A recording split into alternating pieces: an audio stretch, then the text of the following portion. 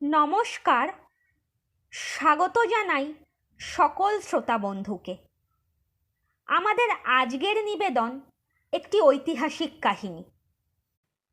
আজ শুনবেন শরদিন্দু বন্দ্যোপাধ্যায়ের সৃষ্টি অমিতাভ। লেখককে প্রণাম জানিয়ে শুরু করছি আজকের কাহিনী। সাথে আছি আমি রূপকথা। শুনতে থাকুন অমিতাভ।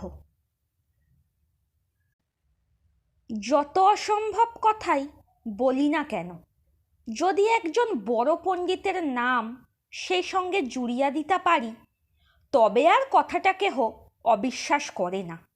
আমি যদি বলি, আজ রাত্রে অন্ধকার পথে একেলা আসিতে আসিতে একটা ভূত দেখিয়াছি, সকলে তৎক্ষণাৎ তাহা হাসিয়া উড়াইয়া দিবে, বলিবে, ব্যাটা গাঁজাখোর, ভেবেছে আমরাও গাঁজা খাই।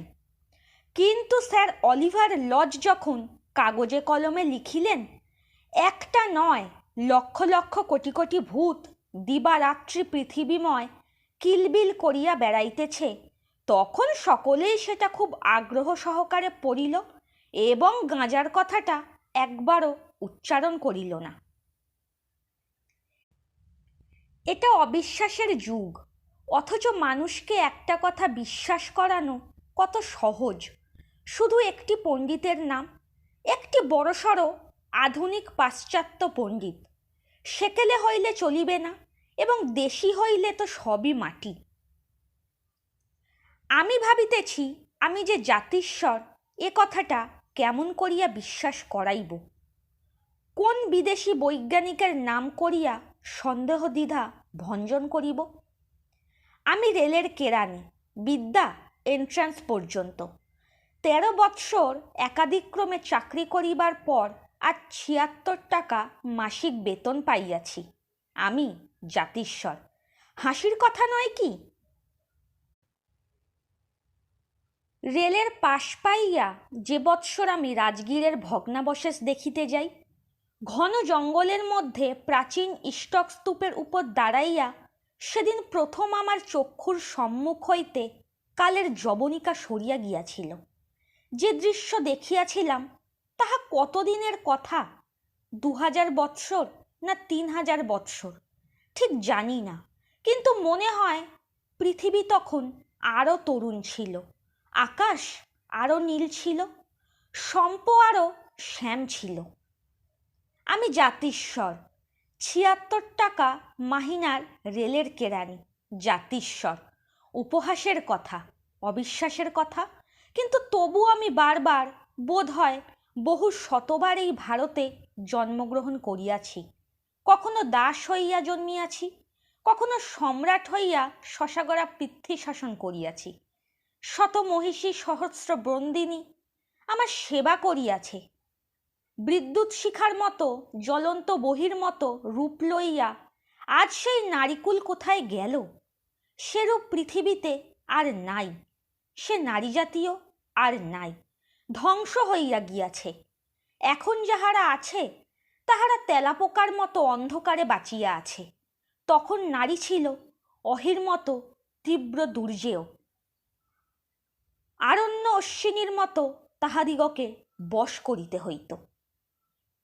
আর পুরুষ, আরশিতে নিজের মুখ দেখি আর হাসি পায়, সেই আমি। সুরসেন রাজের 2 কন্যাকে 2 বাহুতে লইয়া দুর্গ প্রাচীর হইতে পরিখার জলে লাফাইয়া পড়িয়া সন্তরণে যমুনা পার হইয়াছিলাম। তারপর কিন্তু যাক সে কথা, কেহ বিশ্বাস করিবে না, কেবল হাসিবে। আমিও হাসি। অফিসে কলম পিষিতে পিষিতে হঠাৎ অট্টহাসি করিয়া উঠি।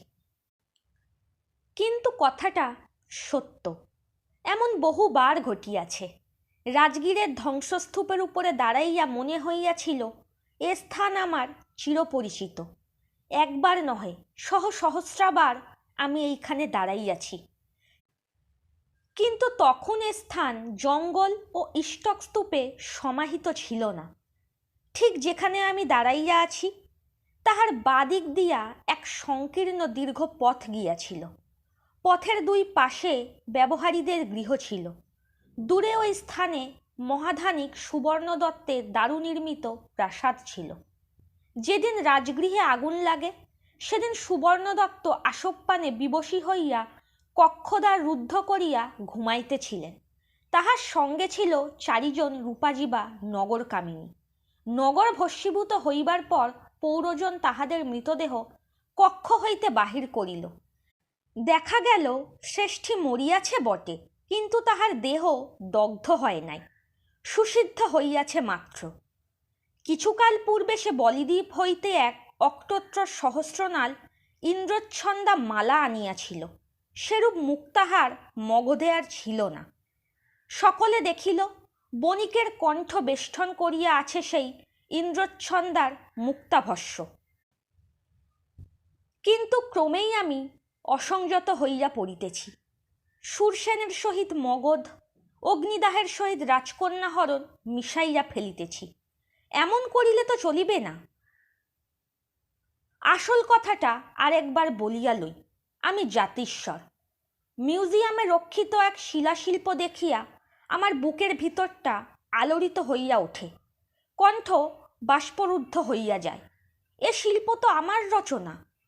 আসমুদ্রকরগ্রাহী সম্রাট কনিষ্কের সময় যখন সন্ধর্মের পুনরুত্থান হইয়াছিল, তখন বিহারের গাত্রশোভার জন্য এ নবপত্রিকা আমি গড়িয়াছিলাম।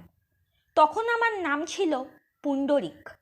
আমি ছিলাম প্রধান শিল্পী, রাজভাস্কর। সেই পুণ্ডরিক জীবনের প্রত্যেক ঘটনা যে আমার স্মরণে মুদ্রিত আছে।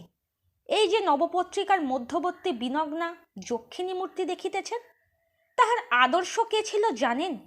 শীতাংশুকা, তক্ষশিলার সর্বপ্রধান রূপজীবিনী বারমুখা। সকলেই জানিত শীতাংশুকা রাজ ঔরসজাত।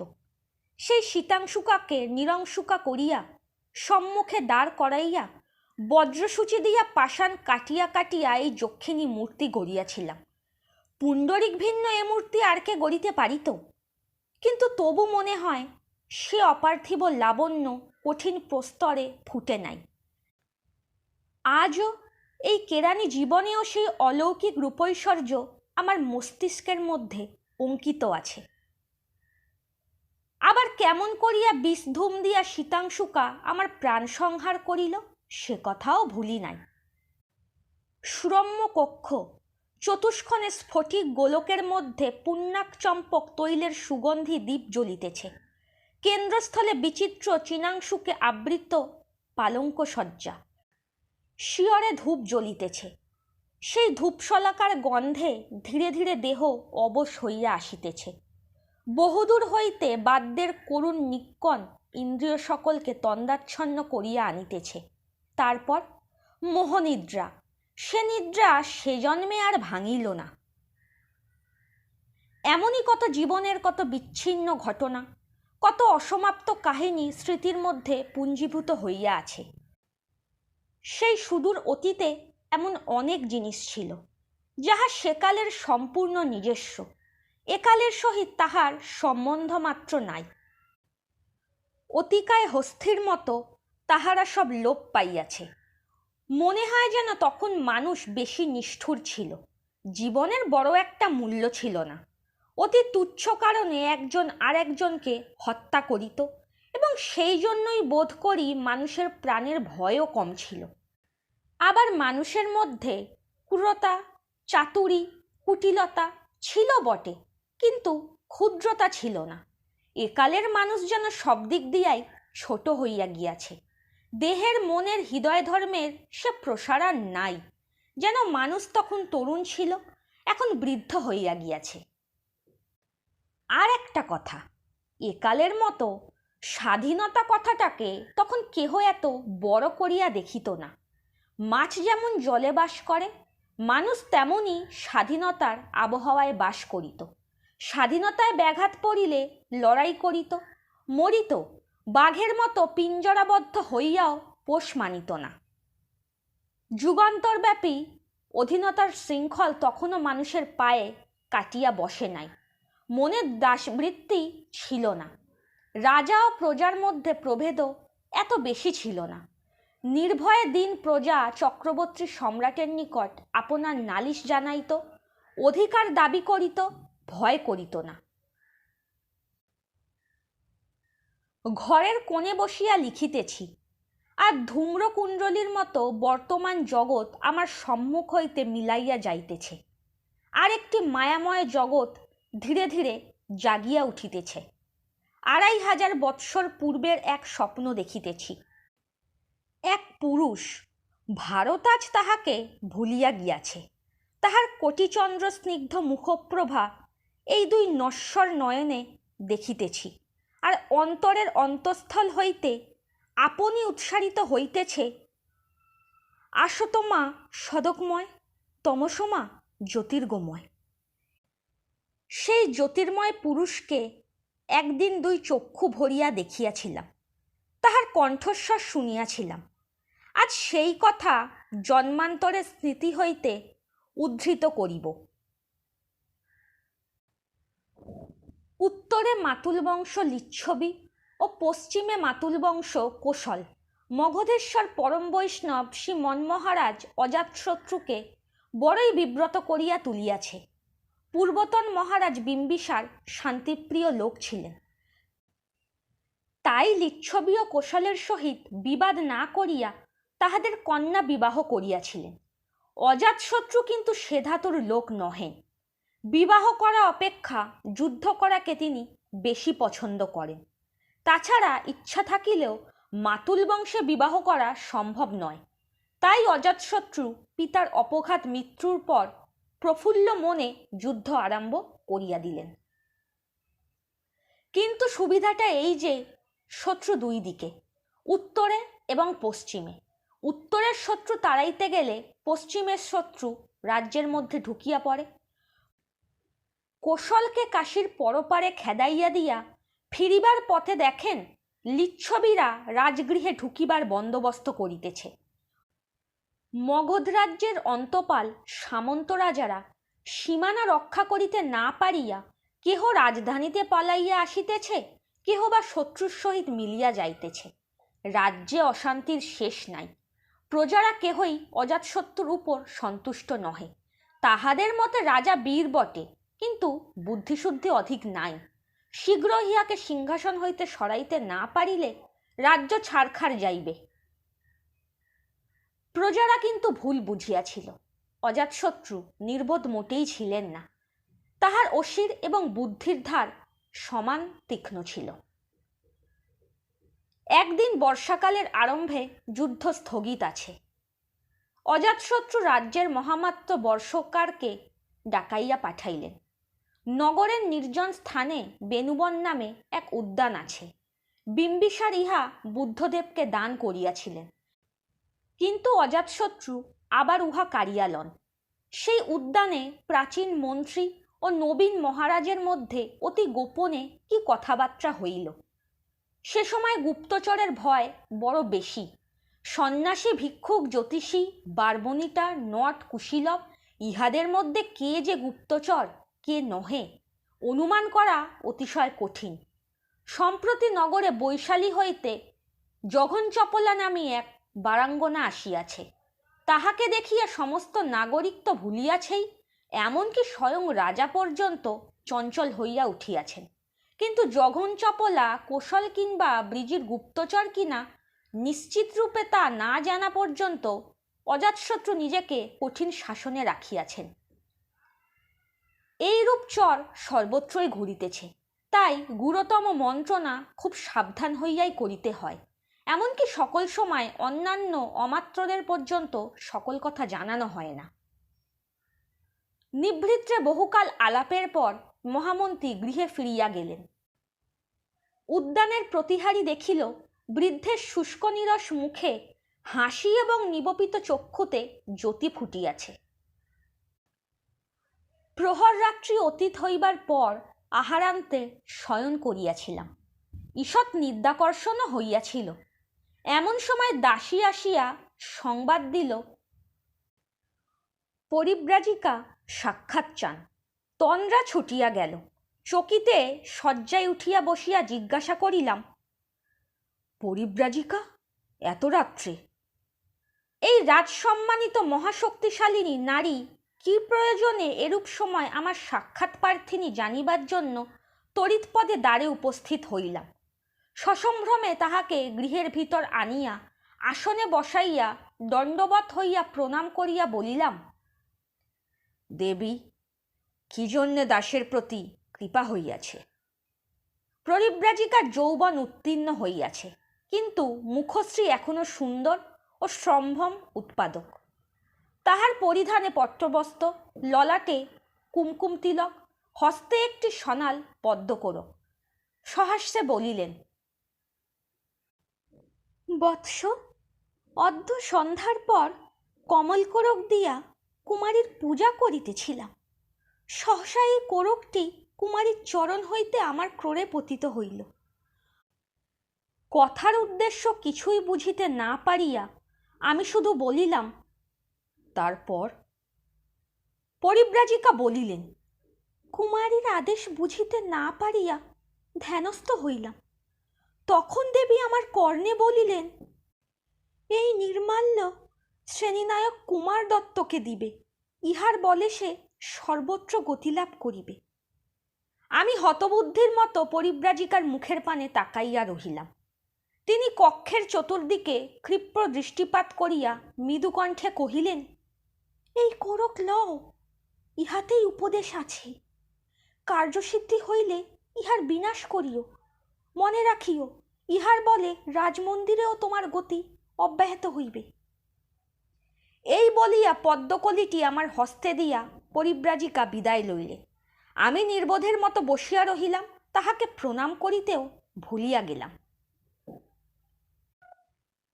আমি সামান্য ব্যক্তি, কুলিমজুর খাটাইয়া খাই, রাজগৃহে স্থপতি সূত্রধার সম্প্রদায়ের শ্রেণীনায়ক। আমার উপর রাজরাজরা দৃষ্টি পড়িল কেন?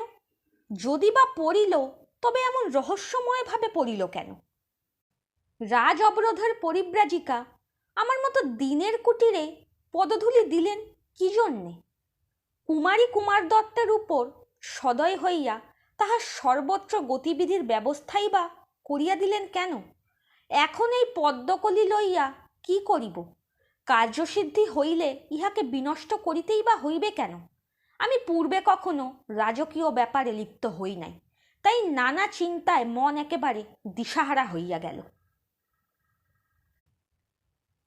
দ্বিপ্রহর রাত্রি প্রায় উত্তীর্ণ হইয়া চলিল।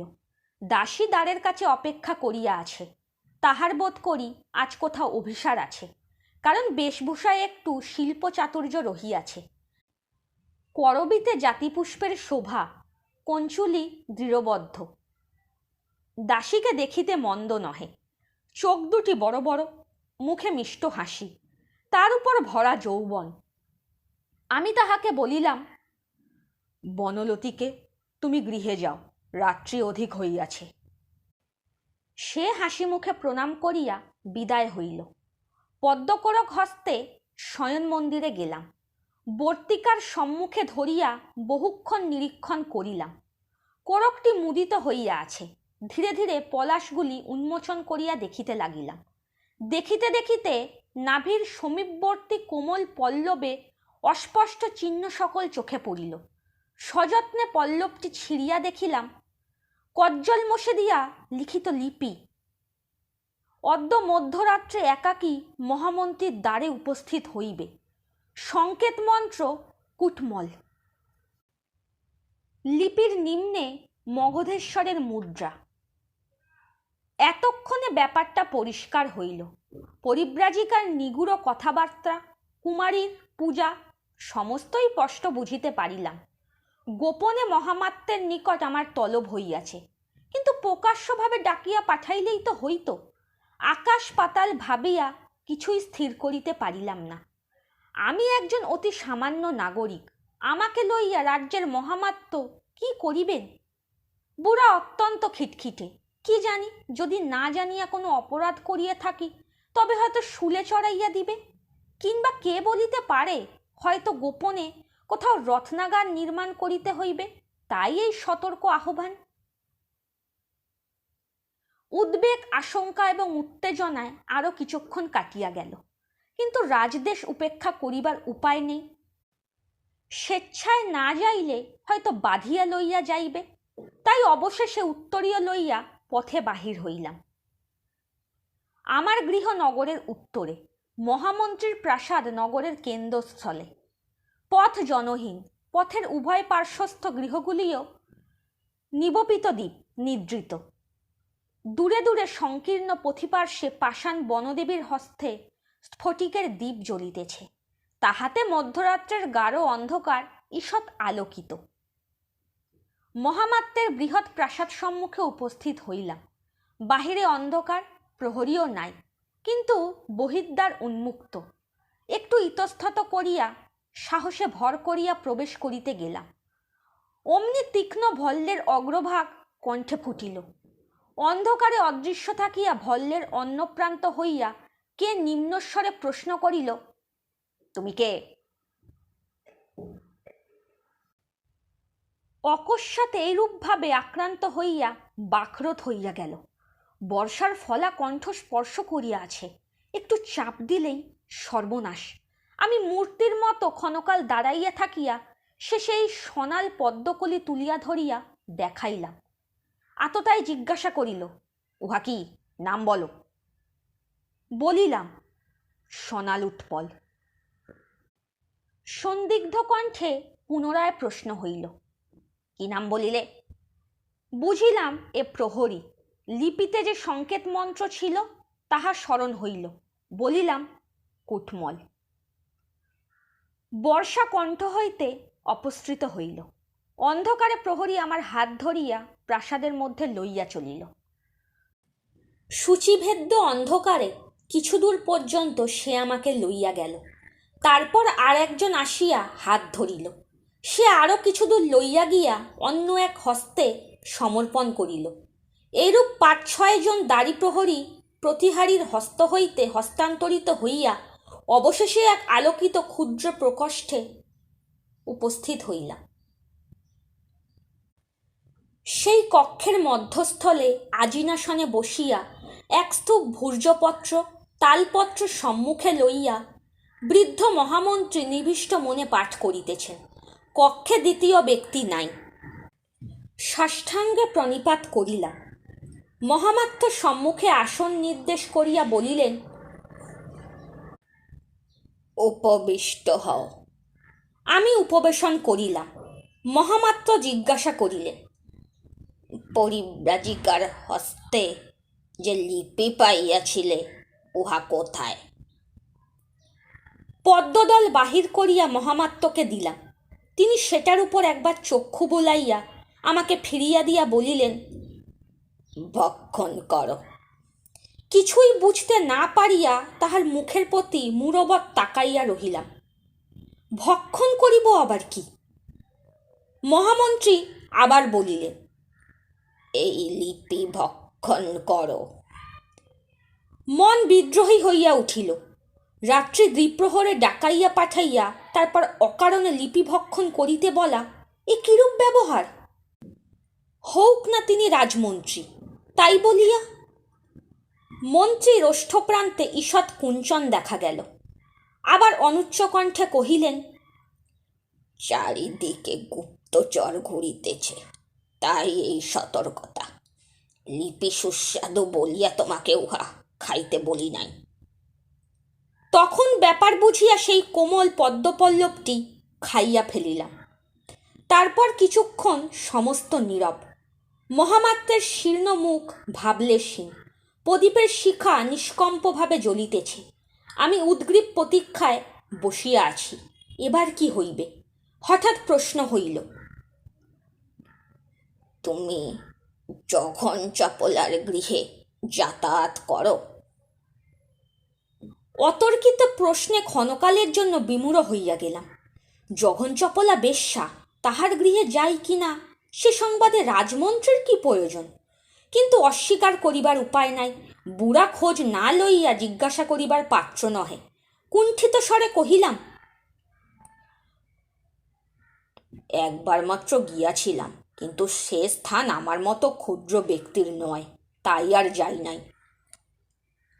মন্ত্রী বলিলেন, ভালো করিয়াছ, সে লিচ্ছবির গুপ্তচর। আবার কিছুক্ষণ সমস্ত নিস্তব্ধ, মহামাত্র ধ্যানমগ্নের মতো বসিয়া আছেন। আমি আরেকটি প্রশ্নের বজ্রাঘাত প্রতীক্ষা করিতেছি। তোমার অধীনে কত কর্মিক আছে? সর্বশুদ্ধ প্রায় 10,000। স্থপতি কত? 6,000। সূত্রধার? 3,000-এর কিছু উপর। তক্ষক ও ভাস্কর? তক্ষক ভাস্করের সংখ্যা কম, 500-এর অধিক নহে। দেখিতে দেখিতে মহামন্ত্রীর নির্জীব শুষ্ক দেহ যেন মন্ত্রবলে সঞ্জীবিত হইয়া উঠিল। নিষ্প্রভ চক্ষুতে যৌবনের জ্যোতি সঞ্চারিত হইল। তিনি আমার দিকে তর্জনী তুলিয়া বলিতে আরম্ভ করিলেন। শোনো, এখন বর্ষাকাল, শরৎকাল আসিলে পথঘাট শুকাইলে আবার যুদ্ধ আরম্ভ হইবে। 2 দিক হইতে শত্রুর আক্রমণে দেশ বিধ্বস্ত হইয়া উঠিয়াছে। অতএব এবার যুদ্ধ আরম্ভের পূর্বে ভাগীরথী ও হিরণ্যবাহুর সঙ্গমে এক ঔদক দুর্গ নির্মাণ করিতে হইবে। এমন দুর্গ নির্মাণ করিতে হইবে যাহাতে 50,000 যোদ্ধা নিত্য বাস করিতে পারে। মধ্যে মাত্র 3 মাস সময়। এই 3 মাসের মধ্যে দুর্গ সম্পূর্ণ হওয়া চাই। এবার শরৎকালে কৌশল ও ব্রিজি যখন নদী পার হইতে আসিবে, তখন সম্মুখে যেন মগধের গগনালেহী দুর্গচূড়া দেখিতে পায়। জলের মৎস্য ধীবরের জাল হইতে জলে ফিরিয়া আসিলে যেরূপ আনন্দিত হয়, আমারও সেইরূপ আনন্দ হইল। এই সকল কথা আমি বুঝি। বলিলাম, 10,000 লোক দিয়া 3 মাসের মধ্যে এরূপ দুর্গ তৈয়ার করিয়া দিতে পারি, কিন্তু এই বর্ষাকালে পথ অতিশয় দুর্গম, মাল মশলা সংগ্রহ হইবে না। মন্ত্রী বলিলেন, সে বার তোমার না, তুমি দুর্গ তৈয়ার করিয়া দিবে, উপাদান সংগ্রহ আমি করিব। রাজ্যের সমস্ত রণহস্তি পাষাণাদি বহন করিয়া দিবে, সেজন্য তোমার চিন্তা নাই। আমি বলিলাম, তবে 3 মাসের মধ্যে দুর্গ তৈয়ার করিয়া দিব। মন্ত্রী বলিলেন, যদি না পারো? আমার মুন্ডু শর্ত রহিল, কবে কার্য আরম্ভ করিব। মন্ত্রী ঈষৎ চিন্তা করিয়া বলিলেন, এখনো রবি স্থির রাশিতে আছেন। আজ হইতে 4র্থ দিবসে গুরুবাসরে চন্দ্র স্বাতী নক্ষত্রে গমন করিবে। অতএব সেই দিনই কার্যের পত্তন হওয়া চাই। যথা আজ্ঞা, তাহাই হইবে। কিছুক্ষণ স্থির থাকিয়া মহামাত্র বলিতে লাগিলেন, এখন যাহা বলিতেছি মনোযোগ দিয়া শোনো। তোমার উপর অত্যন্ত গুরুকার্যের ভার অর্পিত হইতেছে। সর্বদা স্মরণ রাখিও যে শত্রু রাজ্যে দুর্গ নির্মাণের সংবাদ পৌঁছিলে তাহারা কিছুতেই দুর্গ নির্মাণ করিতে দিবে না, পদে পদে বাধা দিবে। চারিদিকে গুপ্তচর ঘুরিতেছে, তাহারা যদি একবার মগধের উদ্দেশ্য জানিতে পারে, সপ্তাহকাল মধ্যে কোশলের মহারাজ ও লিচ্ছবির কুলপতিগণ এ সংবাদ বিদিত হইবে। সুতরাং নিরতিশয় সতর্কতার প্রয়োজন। তুমি তোমার 10,000 কর্মিক লইয়া কাল গঙ্গাসন সঙ্গমের যাত্রা করিবে। এমনভাবে যাত্রা করিবে যাহাতে কাহারও সন্দেহ উদ্দীপ্ত না হয়। একবার যথাস্থানে পৌঁছিতে পারিলে আর কোনো ভয় নাই, কারণ সে স্থান জঙ্গলপূর্ণ, প্রায় জনহীন। কিন্তু তৎপূর্বে পথে যদি কোনো ব্যক্তিকে গুপ্তচর বলিয়া সন্দেহ হয়, তবে তৎক্ষণাৎ তাহাকে হত্যা করিতে দ্বিধা করিবে না। কার্যস্থলে উপস্থিত হইয়া মগধের মুদ্রাঙ্কিত পত্রের প্রতীক্ষা করিবে। সেই পত্রে দুর্গ নির্মাণের নির্দেশ ও চিত্র লিপিবদ্ধ থাকিবে। যথাসময়ে চিত্রানুরূপ দুর্গের শুভারম্ভ করিবে। স্মরণ রাখিও, তুমি এ কার্যের নিয়ামক। কোনো বিঘ্ন ঘটিলে দায়িত্ব সম্পূর্ণ তোমার। আমি বলিলাম, যথা আজ্ঞা, কিন্তু এই 10,000 লোকের রসদ কোথায় পাইব? মন্ত্রী বলিলেন, গঙ্গাসন সংযমের নিকট পাটলি নামে এক ক্ষুদ্র গ্রাম আছে। এক সন্ধ্যার জন্য সেই গ্রামে আতিথ্য স্বীকার করিবে। দ্বিতীয় দিনে আমি তোমাদের উপযুক্ত আহার্য পাঠাইব। তারপর উষাকাল সমাগত দেখিয়া মহামাত্য আমাকে বিদায় দিলেন। বিদায়কালে বলিলেন, শুনিয়া থাকিবে, সম্প্রতি বৌদ্ধ নামে এক নাস্তিক ধর্ম সম্প্রদায় গঠিত হইয়াছে। এই বৌদ্ধগণ অতি চতুর ও ব্রাহ্মণ্য ধর্মের বিরোধী। শাক্য বংশের এক রাজ্যভ্রষ্ট যুবরাজ ইহাদের নায়ক। এই যুবরাজ অতিশয় ধূর্ত, কপটী ও পরস্যলুব্ধ। মায়াজাল বিস্তার করিয়া গতাসু মগধেশ্বর বিম্বিসারকে বশীভূত করিয়া মগধে স্থির প্রভাব প্রতিষ্ঠার চেষ্টা করিয়াছিল। অধুনা অজাতশত্রু কর্তৃক মগধ হইতে বিতাড়িত হইয়াছে। এই বৌদ্ধদিগকে কদাচ বিশ্বাস করিবে না। ইহারা মগধের ঘোর শত্রু। দুর্গ সন্নিধানে যদি ইহাদের দেখিতে পাও, নির্দয়ভাবে হত্যা করিও।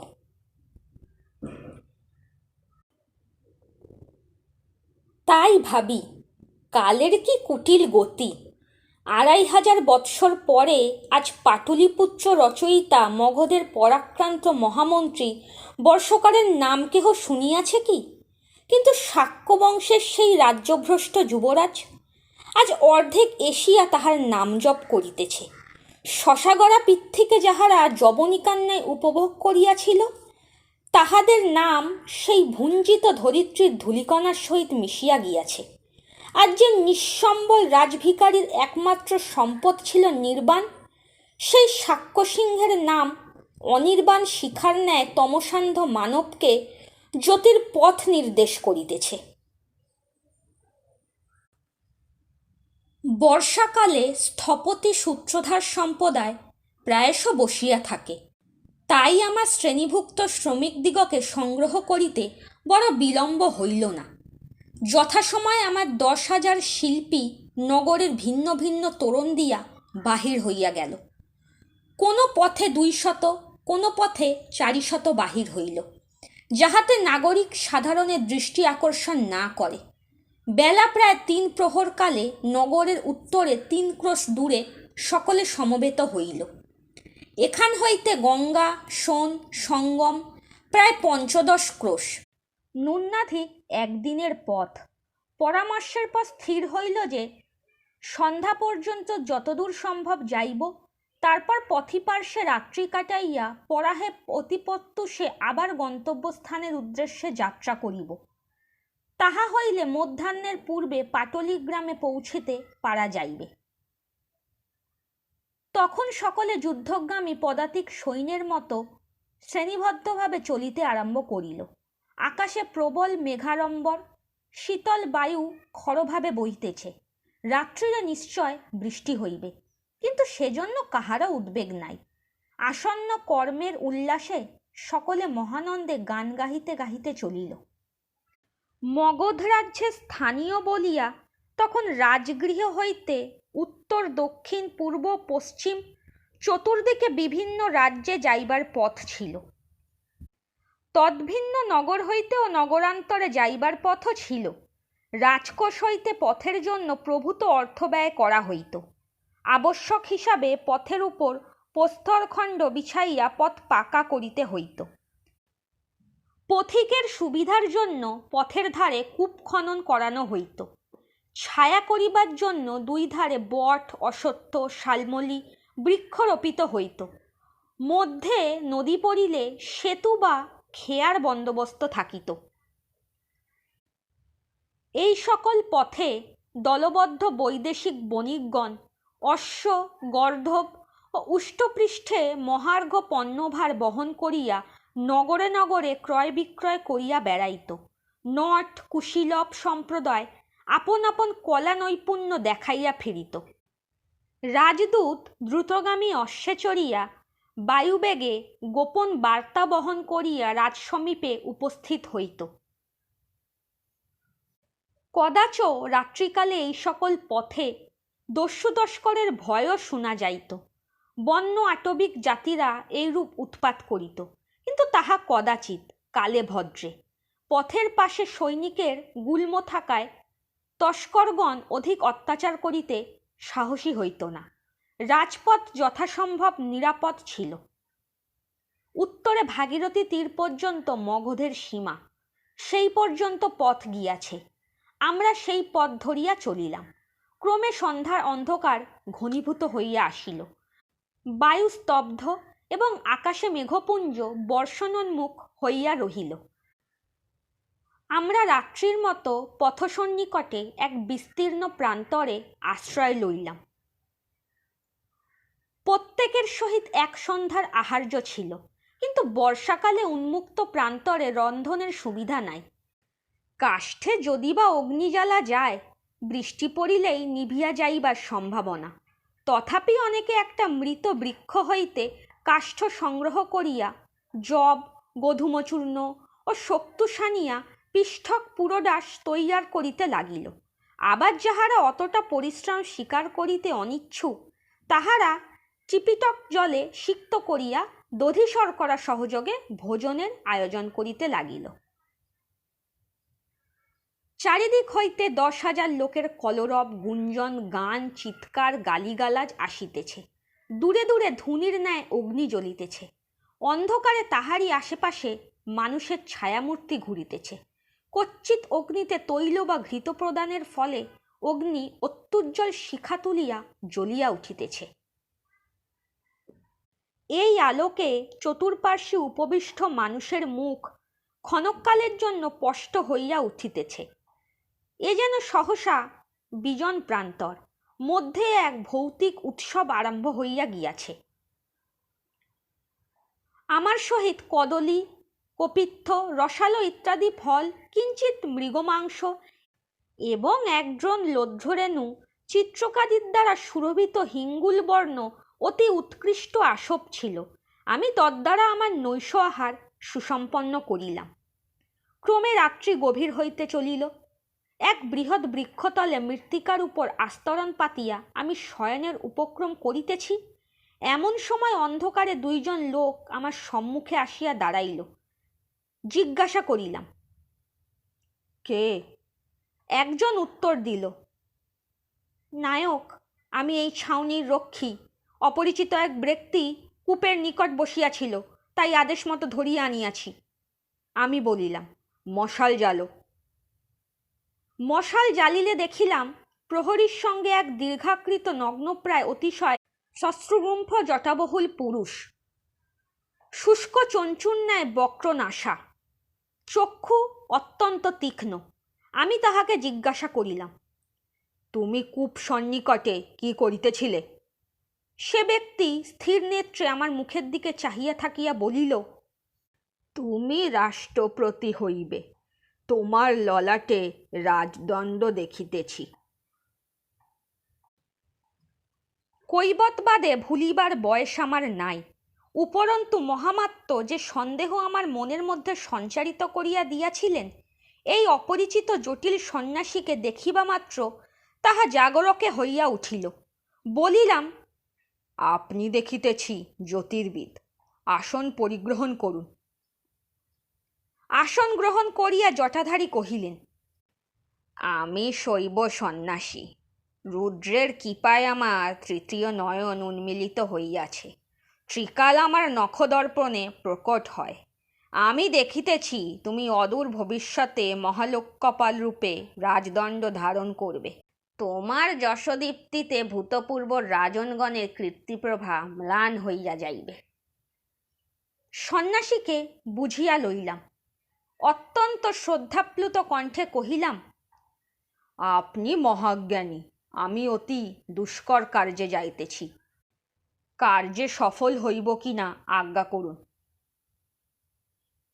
ত্রিকালদর্শী ভ্রুকুটি করিয়া কিছুক্ষণ নিমিলিত নেত্রে রহিলেন।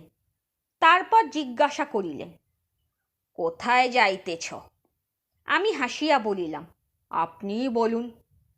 সন্ন্যাসী তখন মৃত্তিকার উপর একখণ্ড প্রস্তর দিয়া রাশিচক্র আঁকিলেন। আমি মৃদু হাস্যে প্রশ্ন করিলাম, এ কি, আপনার নখদর্পণ কোথায় গেল? সন্ন্যাসী আমার প্রতি সন্দেহপ্রখর এক দৃষ্টি হানিয়া কহিলেন, সূক্ষ্ম গণনা নখদর্পণে হয় না। তুমি জ্যোতিষশাস্ত্রে অনভিজ্ঞ, এ সকল বুঝিবে না। আমি বিনীতভাবে নীরব রহিলাম। সন্ন্যাসী গভীর মনোসংযোগে রাশিচক্র আঁক কষিতে লাগিলেন। অনেকক্ষণ অঙ্কপাত করিবার পর মুখ তুলিয়া কহিলেন, তুমি কোনো গুপ্ত রাজকার্যে পররাজ্যে যাইতেছ। শনি ও মঙ্গল দৃষ্টি বিনিময় করিতেছে। এজন্য মনে হয় তুমি যুদ্ধ সংক্রান্ত কোনো গূঢ় কার্যে ব্যাপৃত আছো। এই বলিয়া সপ্রশ্ন নেত্রে আমার প্রতি চাহিয়া রহিলেন।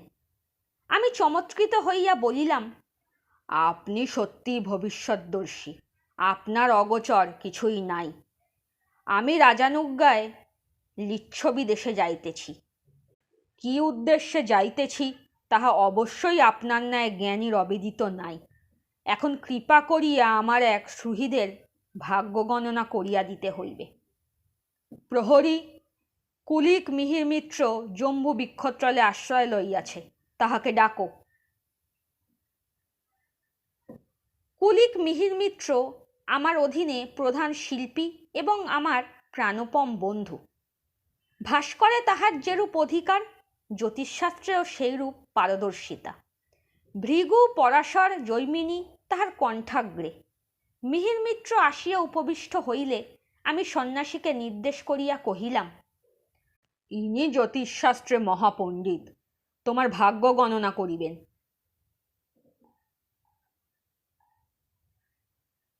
মিহির মিত্র সন্ন্যাসীর দিকে ফিরিয়া বসিল।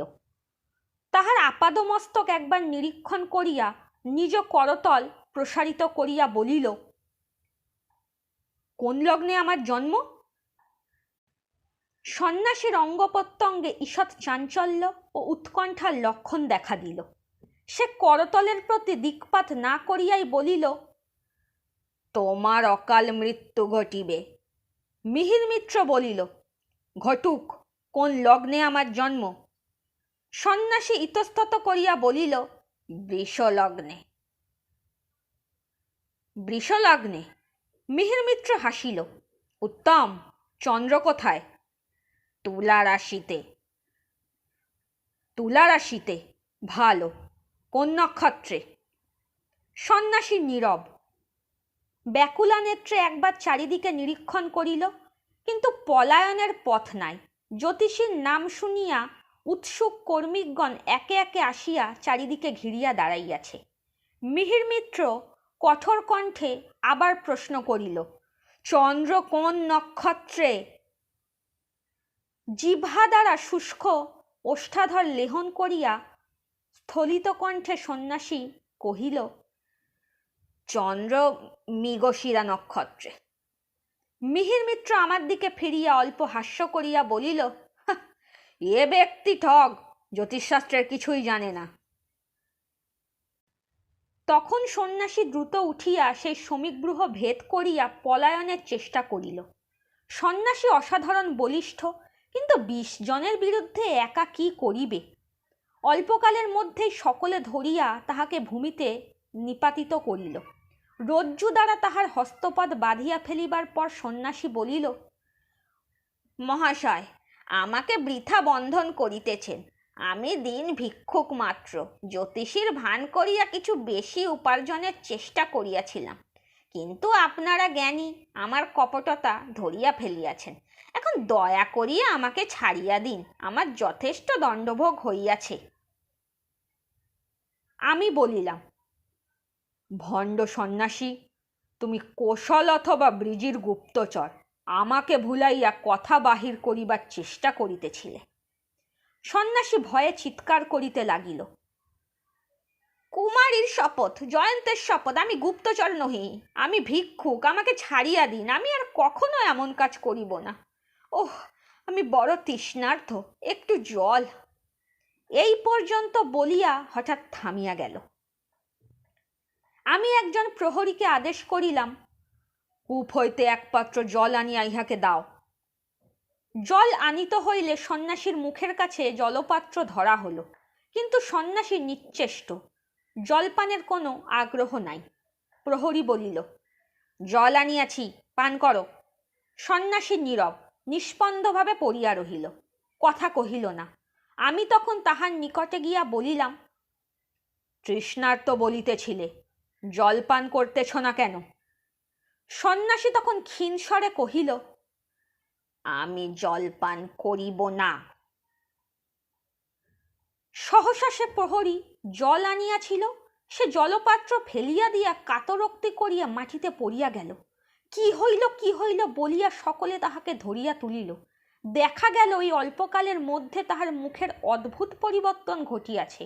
মুখ তাম্রবর্ণ ধারণ করিয়াছে, চক্ষু অস্বাভাবিক উজ্জ্বল, সর্বাঙ্গ থরথর করিয়া কাঁপিতেছে। ক্রমে শিক্কনি বহিয়া ফেনা নির্গত হইতে লাগিল, বাক্য একেবারে রোধ হইয়া গিয়াছে।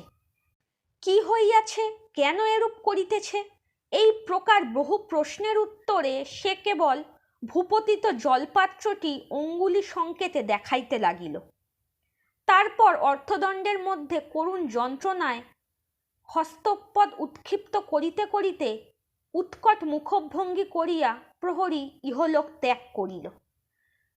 তাহার বিষবিধ্বস্ত দেহ মৃত্যুর করুণ স্পর্শে শান্ত হইলে পর সমবেত সকলের দৃষ্টি সেই ভণ্ড সন্ন্যাসীর উপর গিয়া পড়িল।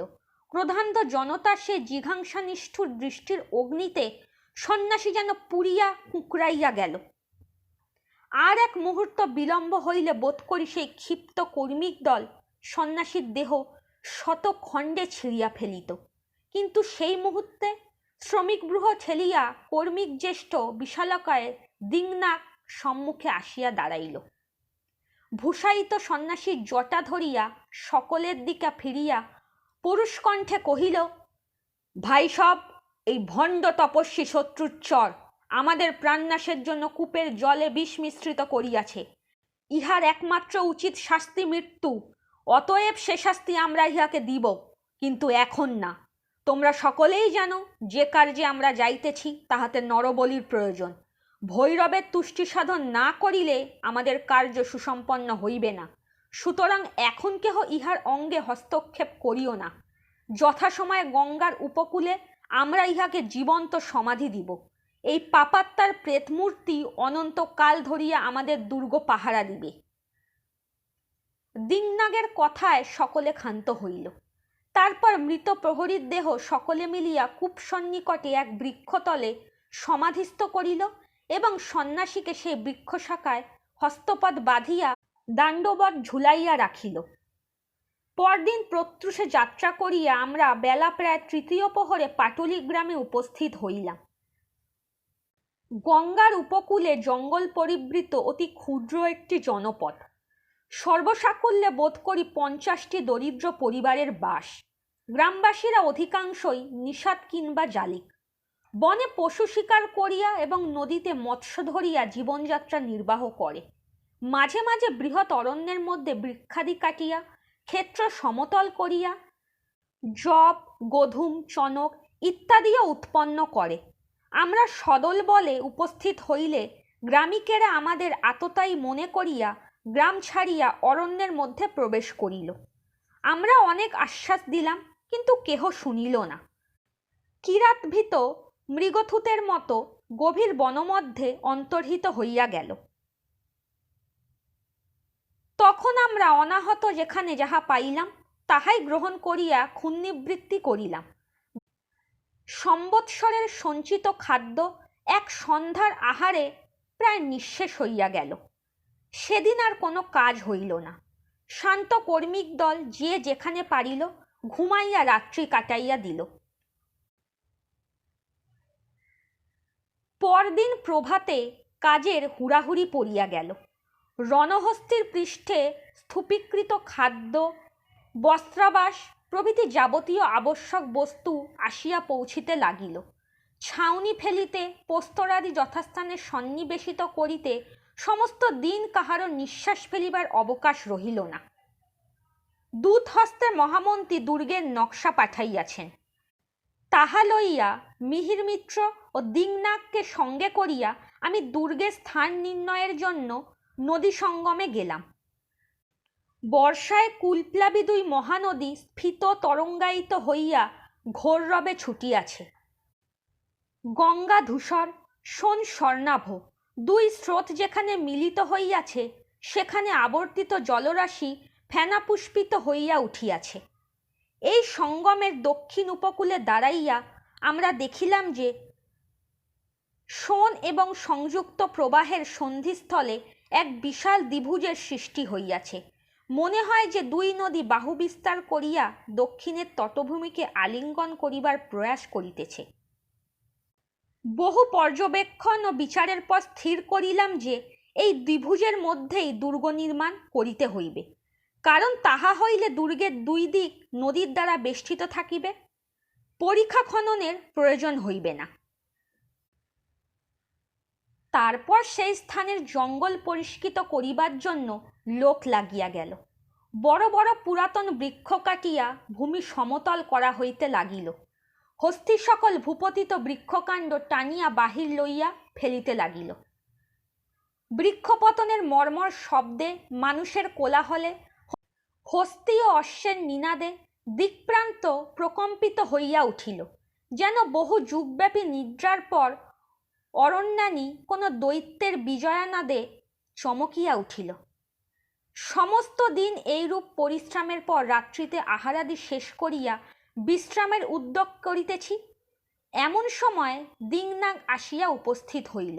বলিল,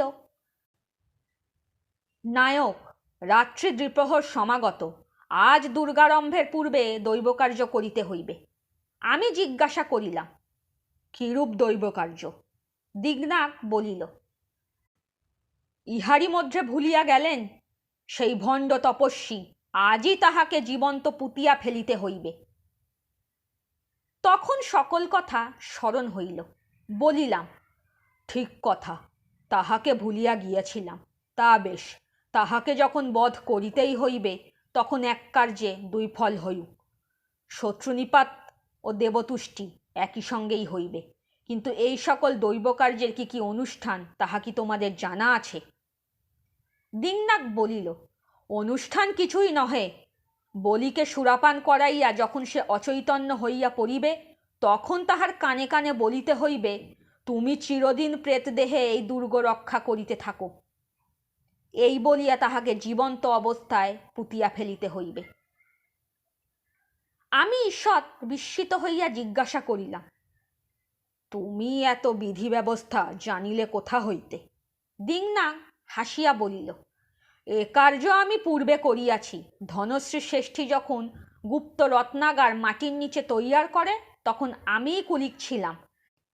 সেই সময় অরণ্য হইতে এক শবর ধরিয়া আনিয়া শ্রেষ্ঠী এই নরওয়াক সম্পন্ন করেন।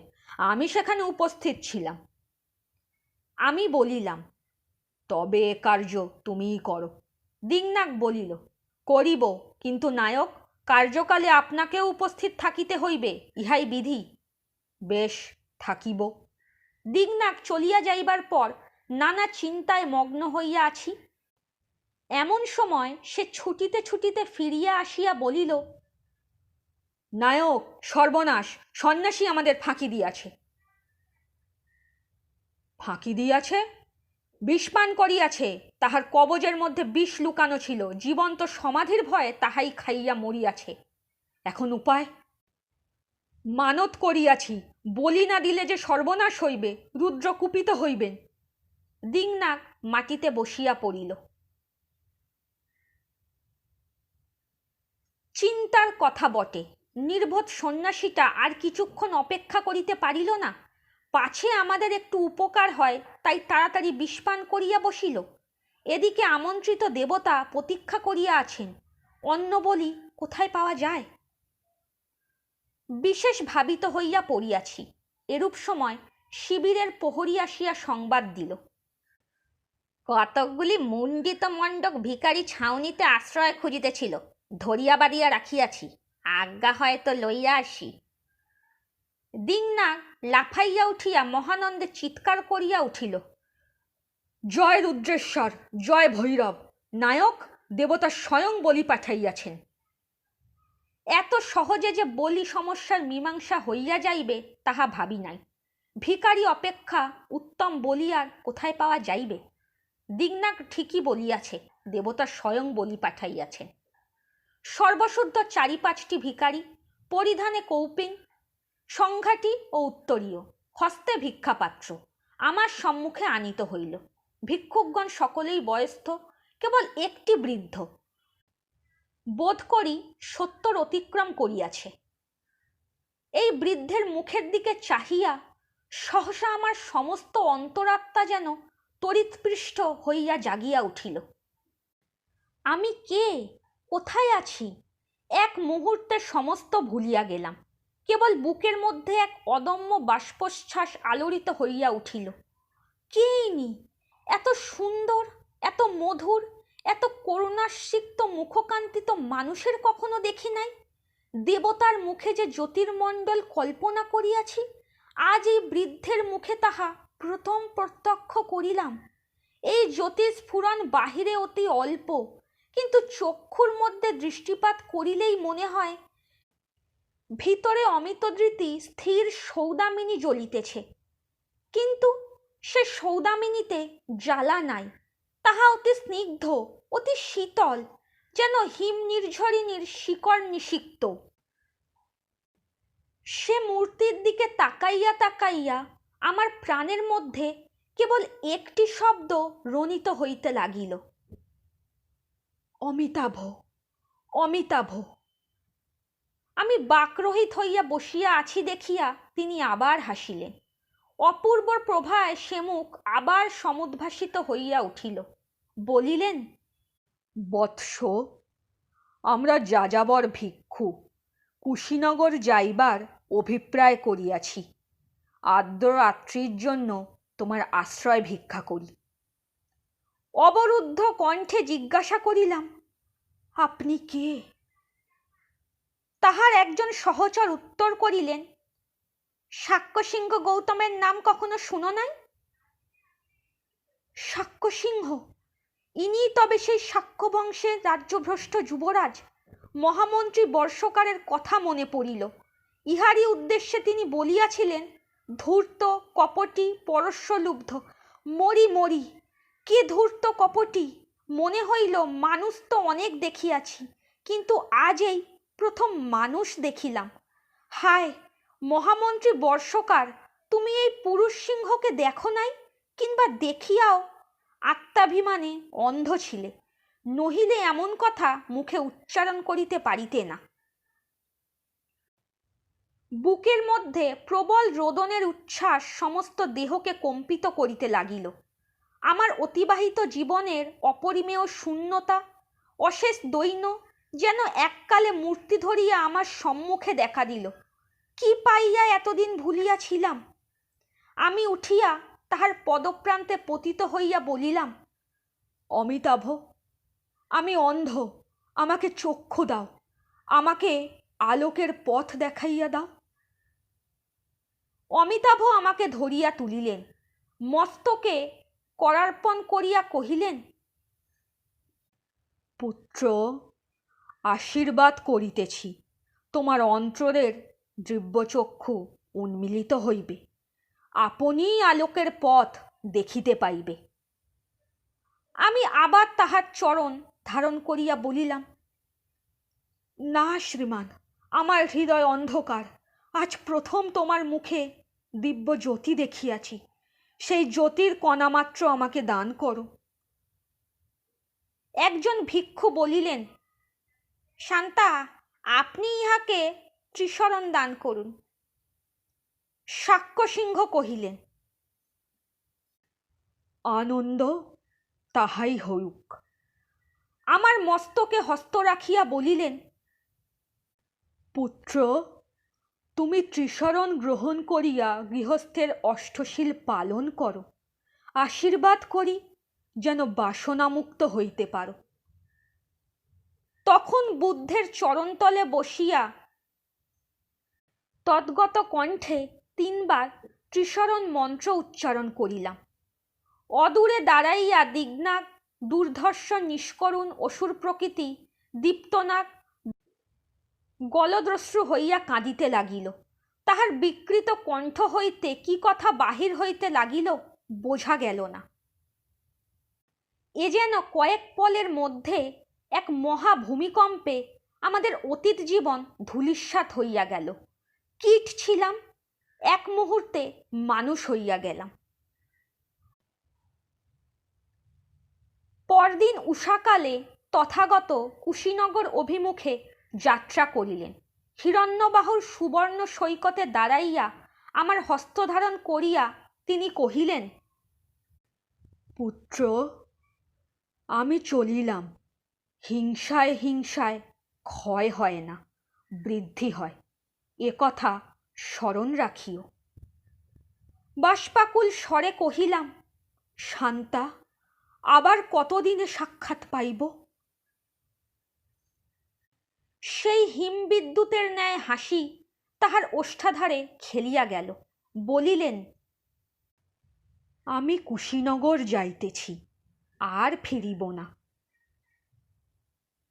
তারপর বহুক্ষণ স্থির দৃষ্টিতে গঙ্গা সঙ্গমের দুর্গভূমির প্রতি তাকাইয়া রহিলেন।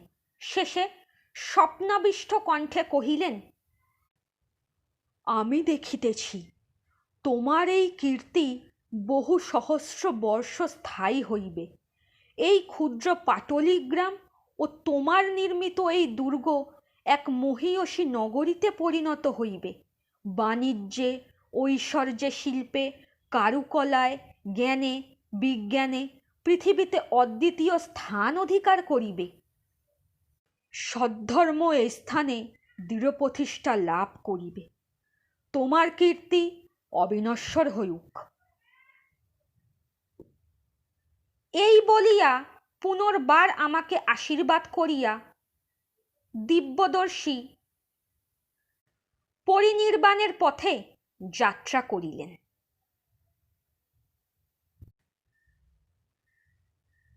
সমাপ্ত। ভালো থাকবেন। ধন্যবাদ।